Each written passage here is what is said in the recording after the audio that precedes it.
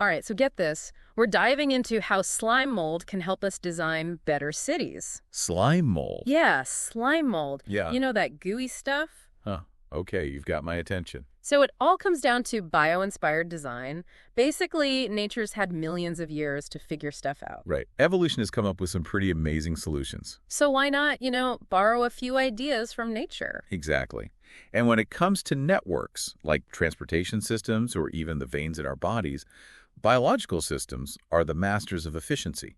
And that's where our little slime mold friend comes in? Specifically, Physarum polycephalum. This is a single-celled organism, but it can grow to a size that you can actually see. No brain, no nervous system, but it can create these intricate networks. It's pretty remarkable. Okay, I'm hooked.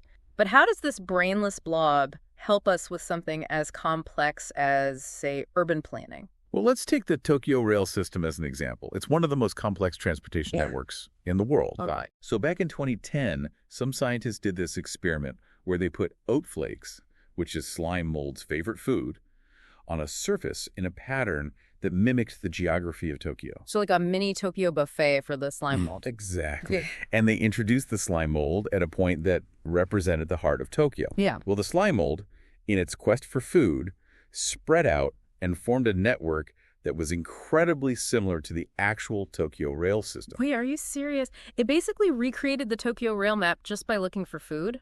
It's true. Yeah. And it did it without any central planning or intelligence. It just naturally formed this efficient and resilient network. Okay, so this wasn't just a coincidence. The slime mold was actually solving a real-world problem. Exactly.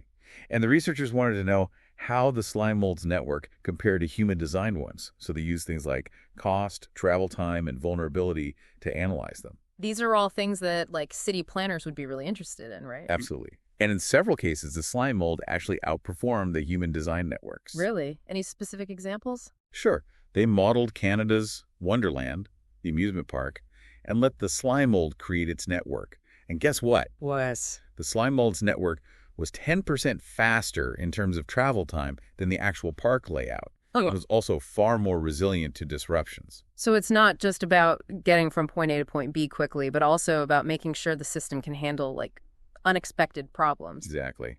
They also looked at the Toronto subway system, and the slime mold network achieved the same travel times as the real subway, but it was 40% less vulnerable to disruptions. Wow, that's impressive.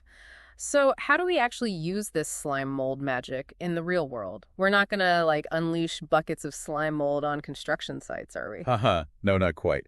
Scientists have figured out how to create computer models that capture the essence of slime mold behavior. So we're talking about, like, digital versions of the slime mold's instincts. Exactly. But instead of smell, we feed these models data. Think population density, traffic patterns, geographic constraints. So we're replacing the oat flakes with data points that represent the things that matter in a city. Yeah, and because these models are based on the slime mold's efficiency, they have the potential to help us design networks that are more cost-effective, faster, and more resilient. This is fascinating. So we've talked about train lines, but where else could these slime mold-inspired designs be useful? Well, think about freight delivery systems or energy grids. Imagine making sure power gets where it needs to go, even if part of the grid goes down. So we're talking about revolutionizing all sorts of critical systems. And it goes even further. Some scientists are exploring how to use these models to coordinate robot swarms. Robot swarms, like those tiny robots that work together. Exactly. Imagine using them to, say, explore a collapsed building after an earthquake. Wow, that's incredible. It's like taking the intelligence of a slime mold colony and amplifying it with technology. Precisely. And it's not just for disaster response. Think about exploring other planets or even mapping the ocean floor. So we're taking cues from a brainless blob to push the boundaries of exploration and robotics. This is blowing my mind a little bit. It is pretty amazing. But let's bring it back down to Earth for a second. Yeah. Any applications in, like, healthcare? Healthcare. Yeah. There's some really cool research looking at how networks form in biological systems, like how blood vessels grow, especially in tumors. Oh, so could we use this to, like, develop new treatments that target tumor growth? That's one of the exciting possibilities. Yeah. And it's not just about treating diseases. We could also use this knowledge to design better artificial tissues and organs. So we could potentially create things like artificial arteries or even entire organs using slime mold-inspired models. It really highlights how something that seems so simple even kind of gross, can lead to groundbreaking discoveries. And it shows how much we still don't know about nature and its potential. Definitely. We started with this humble slime mold, and now we're talking about revolutionizing transportation, robotics, healthcare, and maybe even more. It's just the beginning. Who knows what other amazing discoveries are waiting to be found? I can't wait to see what the future holds for this field. This has been a mind-blowing deep dive so far. I agree. It really makes you think. It definitely does. And it makes you appreciate the power of nature's ingenuity. Absolutely. Well, on that note, I think we should take a quick break and come back to explore even more about this incredible world of slime mold-inspired design. Sounds good to me. Robot swarms navigating disaster zones, huh? That's pretty wild. It sounds like sci-fi, but it's not as far-fetched as you might think.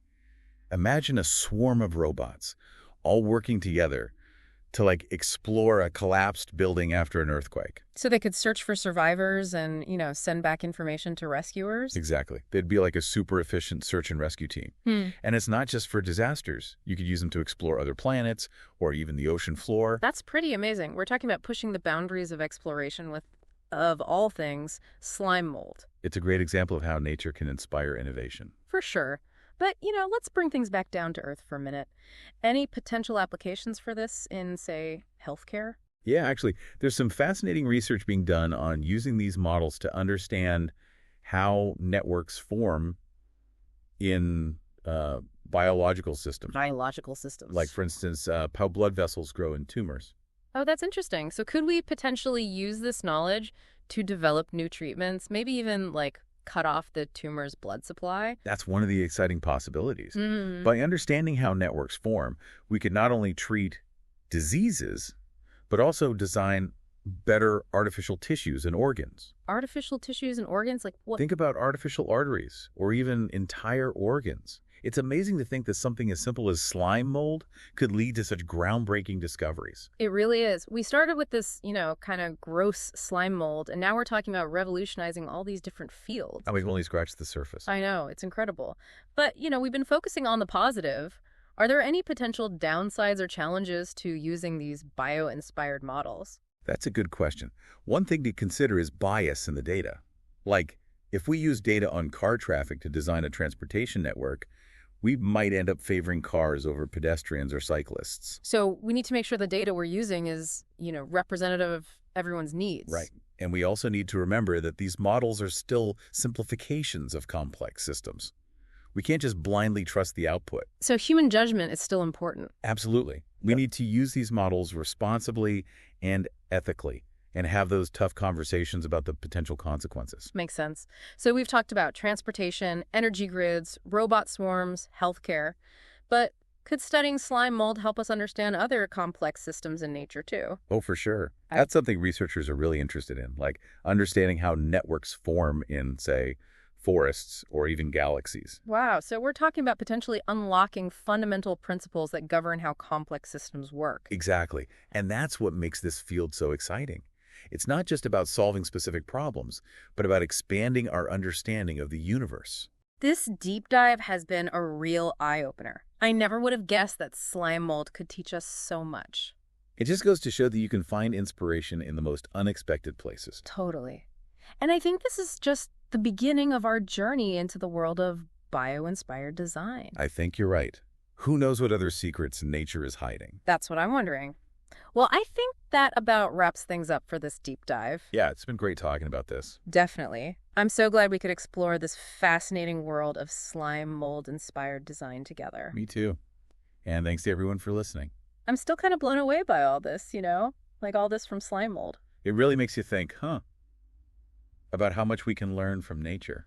It's like we're just starting to scratch the surface of what's possible. Totally. It's a whole new way of looking at the world, right? Like using nature as a guide to solve our problems. And it's not just about, copying what nature does, It's about understanding the principles behind it, the how and the why. Right. And then using that to, inspire our own designs and solutions. It's pretty humbling, actually, to think that we're not the only ones with good ideas. Yeah. Nature's been doing this for a long, long time. We've got a lot to learn. And we talked about how, studying slime mold could help us understand how networks form in biological systems, like blood vessels in tumors, for example. Right. And imagine if we could figure out how to control that growth or even, like, reverse it. That would be incredible, wouldn't it? A whole new way to treat diseases. And it goes beyond just healthcare. Like, think about how trees grow in a forest or how galaxies form. It's all about networks. So we're talking about like fundamental laws of nature here. Right? Exactly. And that's what I find so fascinating about this whole field. It's not just about solving, practical problems, but about understanding the universe on a deeper level. It's pretty mind-blowing stuff. I never would have thought that, slime mold could be the key to unlocking all these secrets. It's a good reminder that sometimes the most amazing discoveries come from the most unexpected places. Well, I think that just about wraps things up for our deep dive into the world of slime mold city planners. Yeah, it's been a fascinating journey. It really has. I've learned so much, and I hope our listeners have too. Me too. And if there's one thing I hope everyone takes away from this, it's to stay curious, keep exploring, and never underestimate the power of nature. Couldn't have said it better myself. And on that note, thanks to everyone for joining us on this incredible adventure. Until next time.